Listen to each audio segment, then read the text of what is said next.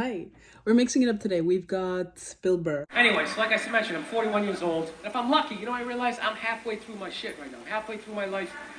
So, I'm getting nervous, about dying, just growing old, man. I was never really nervous about it until I got to this age. And, you know what it was? I went to my grandmother's 100-year birthday party. And I quickly realized that women age a lot better towards the end. Guys, we hang with them in the beginning because we're young, and then in the middle they're having kids, so we kind of pass them. But that end, that last third, we're like the stock market. We just go right down to the ground. It's brutal. I went to this party. All the old ladies there were unbelievably sharp. They were still playing cards. They were right there. But some of the old dudes, man, they were brutal. You ever see a guy like so old he has like that permanent look of horror on his face? You know what I mean? A couple guys walk in, they look okay, how you doing? And then there's always that one guy just comes walking in just like... Oh my gosh. Even when they're sitting down meeting people, and this is my grandson, Bill. Stop. It's like, dude, how much pain are you in that you constantly have a look on your face like that shit from The Ring just crawled out of your TV set? Dude, that's gotta be, you're like so old, like everything hurts. You're just standing up, you're like, my face! You go to lean on something, my arm! Even like blinking, like air hurts. Dude, fucking kill me. Kill me if I ever end up like that. Dude, I'll fucking kill myself. I'll rock myself down a flight of stairs. I'll lean back, hit my head on a sink. Whatever I gotta do. I told you, I already think about killing myself twice a week at this age. There is no fucking way I'm going out like that. At the end of my life, I'm walking around. Everyone else has that panic. Oh, fuck, is it going down? Look in their face. I don't know how you do it. How do you wake up every morning brushing your teeth? How do you fight the urge to not just jam that toothbrush right down your throat? I'll tell you what kills me was only the old guys had that look on their face. None of the old ladies did. Some of the old ladies had a look of like mild disappointment, just sitting there like... Yes. Like they always wanted to go to Europe, but they never got around to it. I've seen that face. But only the old guys had like that. Dude, it was almost like they wanted to tell you a secret. Like, where's the gold? Can you remember the combination? What is that? Somebody said it's like a mild form of dementia. You know what I think it's from? I think it's from being married for 60 years, getting nagged every day, and never once looking at your wife being like, you know what, how about you shut the fuck up? How about that? Hey, I got it, you're not happy. You're not willing to fucking leave. Is it that, or do they like wear you down? I think they wear you down. Because I know as a young man, I had a lot more spring in my step. Young guys, your girl gives you shit, you go for a drive. Where's this relationship going? It's still weird. We need to talk. Hey, fuck you, lady. You get in the car and go for a drive. Punch the ceiling a couple times.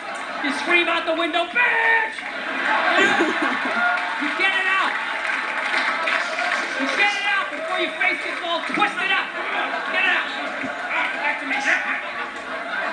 Then what happens? What happens? You stay in the relationship. You stay in the relationship, right? You get married. 15 years later, you got a couple of kids. You got a little gut going, right? She starts in on you with that whole laundry list of stuff you got to do because you're married. Susie has ballet practice. It gets over it too. Make sure you're there at 2. You were there at 2 the other day, and she's very upset. No, you were. You were. I actually documented the record on my Facebook page. And you want to give her an uppercut. You want to give her an uppercut. No, it's a natural thought. It's a natural thought. But you don't. You never lead with an uppercut. You set it up with a jab. You get inside. You come right up through the cleavage. You rock that head back. You set it right across the linoleum. Take that dirty pistol out. You lay it next to him. Wipe off the door handle. I'm fucking with you. No, you don't do that. No, you don't. You never hit a woman. You should never hit a woman. You're gonna get caught. You're gonna go to jail. You're gonna get raped. It's awful. You don't do that, right? Well, what do you do now? What are you gonna do now, right? You're married, right? You can't yell because your kids are there. You can't go for a drive. You don't have a cool car anymore. You got like some caravan with those sticky children of the corn handprints all over the windshield. So what do? You go down in the basement. You just do like that whisper yelling.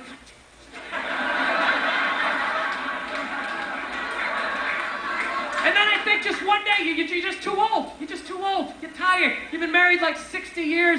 Your body's breaking down. You blew your knee out at the Y playing pickup ball like 30 years earlier in the 50 and older league, you know? And you just want to watch the game.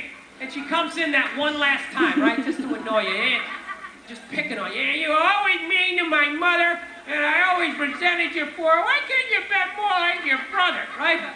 And you start, you know, fuck this, I'm not listening to this, right? You go to get up. And that's when it hits you. That the day before was the last day you had the quad strength to get up and out of your favorite chair. And that's when the panic sets in. You're like, oh shit. Dude, I can't get up. Oh my God. I gotta listen to this for the rest of my life.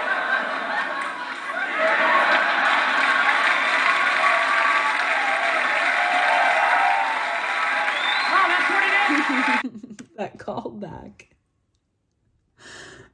Before he even made the visual of the face, I knew exactly what face he was describing.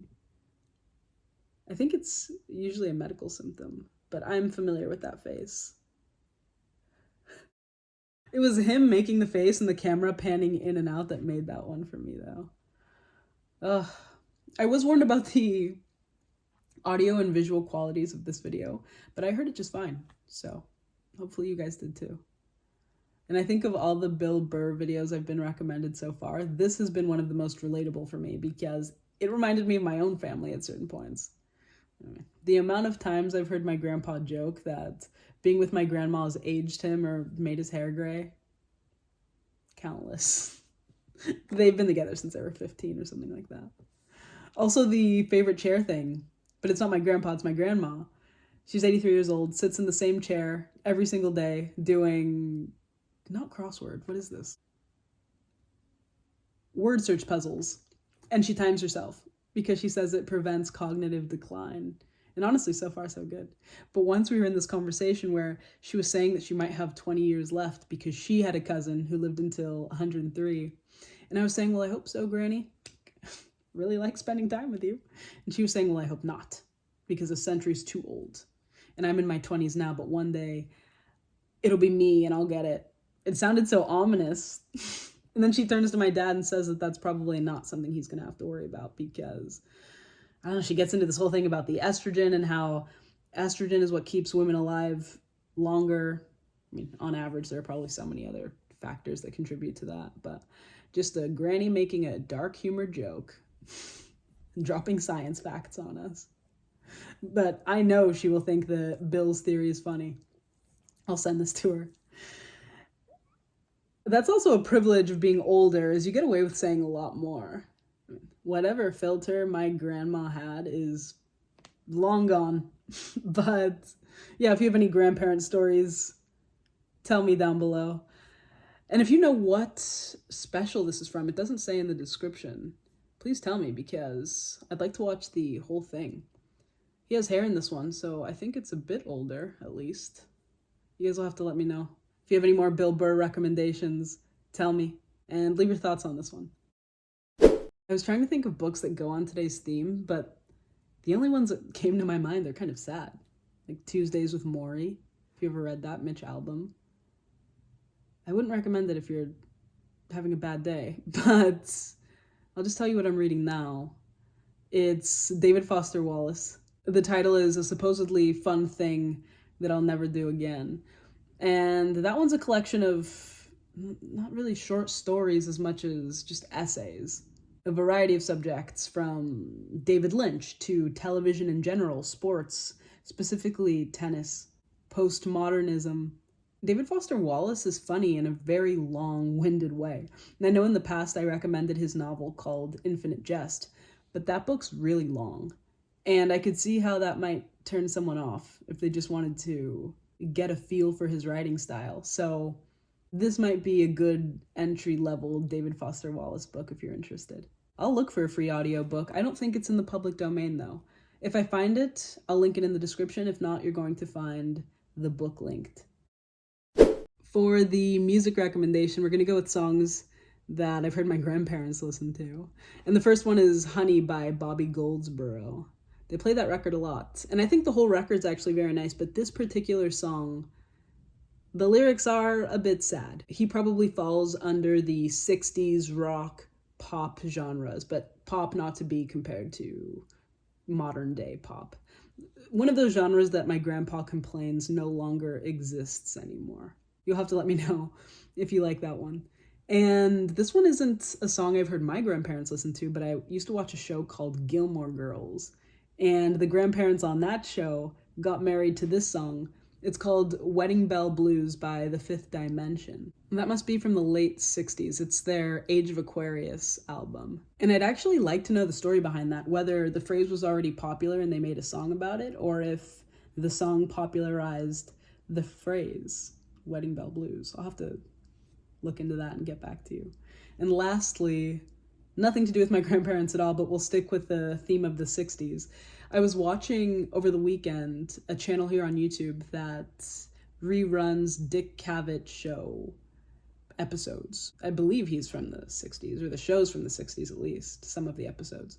And he had Jimi Hendrix on one. I'll actually link you that whole Jimi Hendrix episode. He's very soft-spoken. And after, I found the video of him performing the Star Spangled Banner at Woodstock 69. So that could be the third one. And if you could recommend music that your grandparents listened to, please do, because we'd have music from different decades depending on how old they are, how old you are. Other than that, that's really all I have for you. This was a very short one today. So thank you for watching with me, and I'll catch you in the next.